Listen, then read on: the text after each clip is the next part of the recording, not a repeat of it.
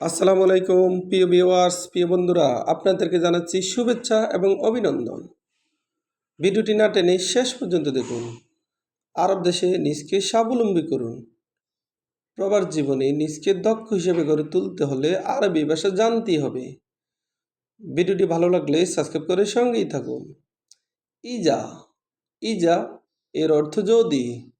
আমরা বলি যদি, আরবিতে বলতে হবে ইজা। ইজা তার মানে যদি। আসান আসান এর অর্থ কারণ। আমরা বলি কারণ কি, আরবিতে বলতে হবে আসান। আসান তার মানে কারণটা কি বা কারণ। গলত গলত এর অর্থ ভুল। আমরা বলি ভুল, আরবিতে বলতে হবে গলত। গলত তার মানে ভুল। হাদিকা হাদিকা এর অর্থ বাগান। আমরা বলি বাগান, আরবিতে বলতে হবে হাদিকা। হাদিকা তার মানে বাগান। ইসমা ইসমা এর অর্থ শুনো। আমরা বলি শুনো, আরবিতে বলতে হবে ইসমা। ইসমা তার মানে শুনো। তাগিল তাগিল এর অর্থ ভারী। আমরা বলি ভারী, আরবিতে বলতে হবে তাগিল। খাল্লি খাল্লি এর অর্থ রাখো। আমরা বলি রাখো, আরবিতে বলতে হবে খাল্লি। রাকিব রাকিব এর অর্থ রাখুন। আমরা বলি রাখুন, আরবিতে বলতে হবে রাকিব।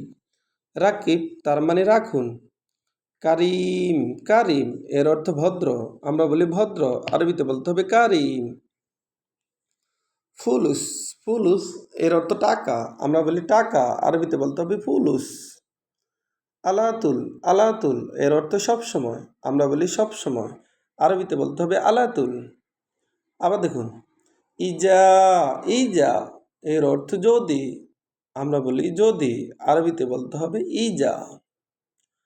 আসান আসান এর অর্থ কারণ। আমরা বলি কারণ, আরবিতে বলতে হবে আসান।